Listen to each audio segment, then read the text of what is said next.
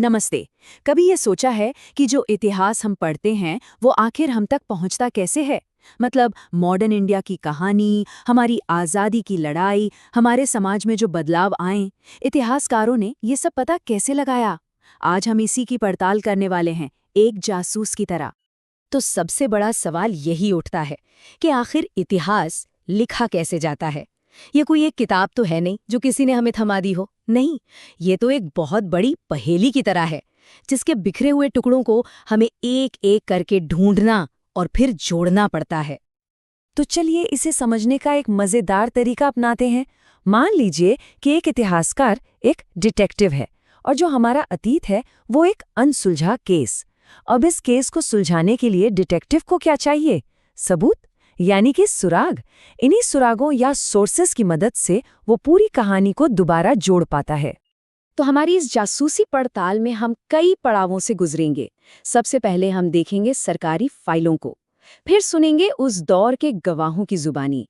इसके बाद हम कला और साहित्य में छिपे सबूतों को खंगालेंगे और आखिर में इन सारे टुकड़ों को जोड़कर देखेंगे कि मॉडर्न इंडिया की पूरी तस्वीर आखिर बनती कैसे है।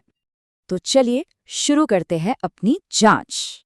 एक अच्छे जासूस की तरह हम भी अपनी पड़ताल की शुरुआत करेंगे सबसे ठोस सबूतों से, और वो हैं ऑफिशियल रिकॉर्ड्स, यानी कि आर्काइव्स।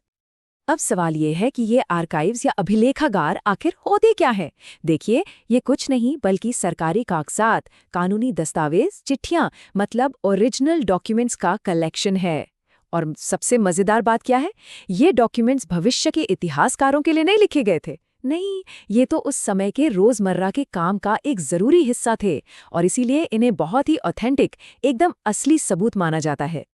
और हाँ, ये फाइलें सिर्फ एक तरह की नहीं होती। जरा सोचिए, हमारे डिटेक्टिव को कहाँ-कहाँ सुराग ढूंढने पड़ते हैं।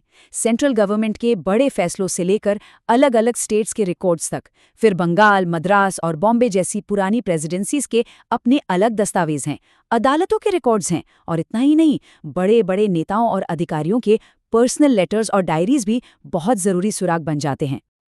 इस जांच का जो हेडक्वार्टर है वो है नई दिल्ली में, नेशनल आर्काइव्स ऑफ इंडिया। यहीं पर सरकार के बड़े-बड़े फैसलों, पॉलिसीज और प्लान से जुड़ी सबसे भरोसेमंद, सबसे ऑथेंटिक फाइलें रखी हुई हैं। लेकिन कहानी सिर्फ दिल्ली तक ही सीमित नहीं है। सुराग तो पूरे देश में फैले हुए हैं। जो पुरानी ब्रिटिश प्रेसिडेंसीज थीं या जो रियासतें थीं, उनके अपने आर्काइव्स हैं, और ये हमें बताते हैं कि उस समय रीजनल लेवल पर, यानी देश के अलग-अलग कोनों में क्या चल रहा था। और ये बात तो और भी ज्यादा दिलचस्प है कि भारत के इतिहास से जुड़े कुछ सबसे जरूरी सुराग हमें भारत के बाहर मिलते हैं, जैसे कि लंदन में India office records. In record से हमें पता चलता है कि जो कॉलोनियल रूलर्स थे वो भारत के बारे में क्या सोच रहे थे, उनकी प्लानिंग क्या थी। मतलब ये हमें कहानी का दूसरा साइड दिखाते हैं। अच्छा, तो सरकारी फाइलें तो हमने खंगाल ली, पर कोई भी केस सिर्फ फाइलों से तो सॉल्व नहीं होता है ना। गवाहों से बात करना भी तो जरूरी है। तो चलिए अब हम उन सोर्सेस पर नजर डालते हैं जो हमें उस दौर के लोगों की आवाजें सुनाते हैं। तो ये गवाहों के बयान हमें कहाँ मिलते हैं? ये मिलते हैं उस जमाने के अखबारों और मैगजीन्स में। ये मिलते हैं बायोग्राफीज और मेमोज में, मतलब जीवनियों में। और ये मिलते हैं उन ट्रैवल अकाउंट्स में जो उस समय भारत आए ट्रैवलर्स ने लिखे थे। उस दौर में अखबार सिर्फ खबरें नहीं देते थे, वो तो एक तरह से लोगों की धड़कन थे। वो पब्लिक ओपिनियन बनाते थे। और ये जानना बहुत दिलचस्प है कि इंडियन नेशनल कांग्रेस के जो फाउंडर्स थे, उनमें से लगभग 1/3 जर्नलिस्ट थे। वो अपने अखबारों को आज़ादी की लड़ाई का एक हथियार मानते थे। लेकिन यहीं पर हमारे डिटेक्टिव को बहुत सावधान रहना पड़ता है। क्यों? क्योंकि हर गवाह का अपना एक नजरिया होता है, अपना एक एंगल। एक ही घटना को देखिए, लंदन में छपने वाला एक ब्रिटिश समर्थक अखबार उसे ब्रिटिश बहादुरी की तरह दिखाएगा। वहीं एक इंडियन नेशनलिस्ट अखबार उसी घटना को ब्रिटिश जुल्म और भारतीयों के संघर्ष की तरह पेश करेगा। इसलिए ये समझना बहुत जरूरी है कि हर सोर्स का अपना एक बायस होता है।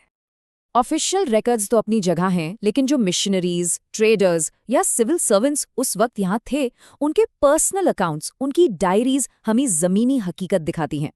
उस दौर का समाज कैसा था, इकोनॉमी कैसी थी, लोगों की जिंदगी कैसी थी, ये सारी बातें इन पर्सनल अकाउंट से पता चलती हैं, जो आपको सूखी सरकारी फाइलों में कभी नहीं मिलेंगी।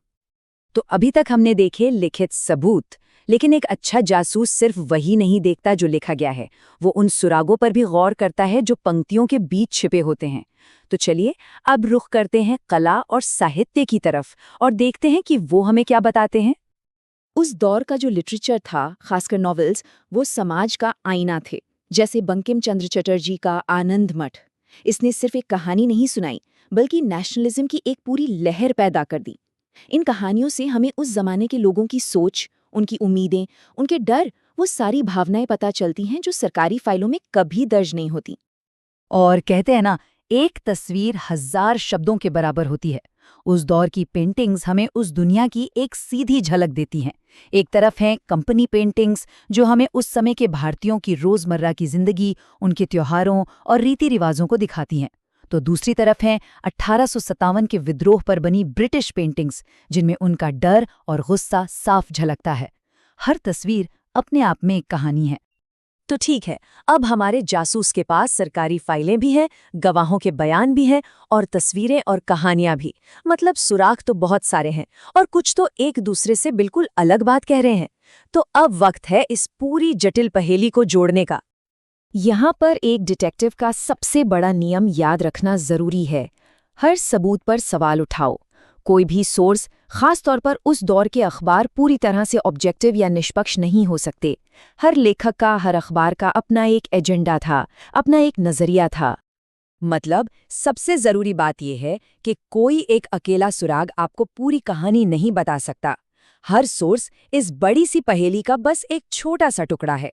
और एक इतिहासकार का असली काम, उसका असली स्किल इन्हीं सारे टुकड़ों को एक साथ रखकर एक भरोसेमंद तस्वीर बनाने में है।